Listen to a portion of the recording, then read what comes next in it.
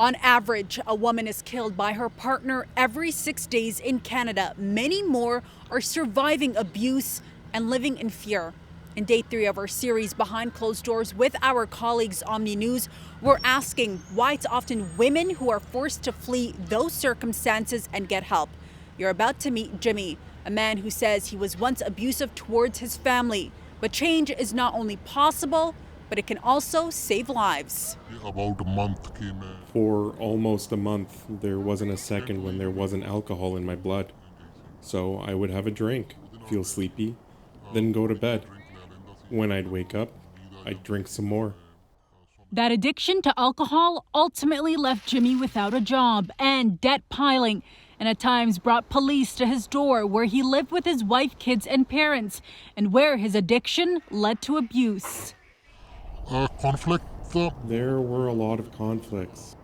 Every day there were fights in the house, yelling at each other, verbally abusing and swearing. Because at the time, all I wanted was alcohol, nothing else.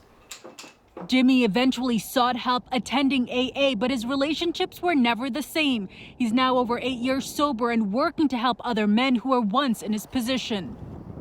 Every addict faces some denial. They don't think they're an addict.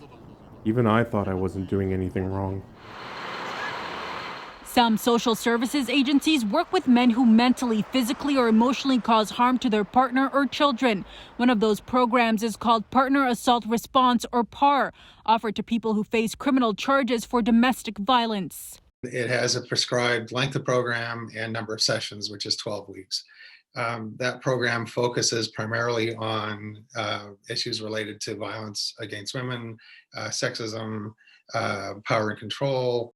There are about 60 PAR programs in Ontario, all connected to the criminal justice system, including Changing Ways in London, where clients are enrolled for 12 weeks.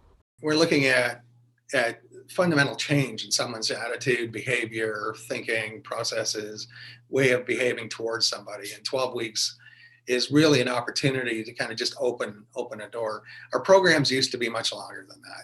Kelly says the program at Changing Ways was initially designed to last 26 weeks, but that length has more than halved as government slashed funding over the years. Where we could actually begin to focus the lens on the person causing the harm, whereas right now most of our lens is focused on the survivor, which rightfully we need those services in place. We need shelters, we need women's advocates and support services. Kelly says it's vital to have public education and outreach and not only rely on courts to mandate access for men who are abusive towards their families, saying early intervention is key. I'd like to be able to grab them a lot sooner in these processes. And I think having, flexible and enough funding to do that piece of work would be really important for us. But will these programs stop men from abusing again? Evidence cited by Changing Ways states these programs have been successful. They become sensitive new age men? Absolutely not. They don't do that. Can they become safer men to be around their families? Yeah, we have evidence that can happen. Since COVID, these programs have gone virtual, but Tim Kelly notes that brings about new risk factors, including isolation. He says though his team has ramped up, broader supports are definitely needed. Ahead on City News, filling in the gap and stepping in before it's too late, the interventions that can save lives. If you are in immediate danger, call 911. If you or someone you know is abusive, it's time to put an end to the cycle. Contact one of the numbers on your screen to learn more about the Partner Assault Response Program or visit our website, citynews.ca, for a full list of resources. The pressure to end violence is often put on victims and survivors. They are the ones living in fear and expected to leave a dangerous situation. Day 3 of our series, Behind Closed Doors, alongside our colleagues at Omni News, looks at how abusers should take responsibility for their violent behavior. 911 call hui. They called 911 on me. I got health issues and a criminal record. Jimmy is telling his story in return for protecting his identity. He looks back at the years of torment and abuse he subjected his wife and kids to, leading to multiple police visits. Physical, It didn't get physical, but there were threats uttered. Threats of harm to myself and to my family. Years that were filled with trauma, an addiction to alcohol, and 8 years later, relationships broken. Jimmy says there's guilt and shame. ਜਦੋਂ ਮੈਂ ਨਹੀਂ ਪੀਤੀ ਹੁੰਦੀ ਸੀ ਉਦੋਂ When I wasn't drinking, I'd feel like I was in the wrong. Sometimes I'd remember verbal abuse, or the arguments, or what my family said to me. I'd think of all that and I'd feel guilty, thinking I should stop drinking. There are programs across Canada that help abusers break the cycle through education and counseling to realizing their dangerous actions. He'll stop himself from abusing again. A prominent element is the Partner Assault Response Program, part of the court system. Many of the men will come in and when they're done, they'll say, I wish this was available to me. But the majority of these clients are mandated to undergo the 12-week-long program. A pretty rare person, let alone man, that wakes up in the morning and looks in the mirror and said, I better get me into a program because I might hurt somebody. Generally, what's happened is there's been some sort of event that's created a crisis for them. Frontline experts have long said most family and intimate partner violence goes unreported to officials. Tim Kelly adds that's why early intervention is key.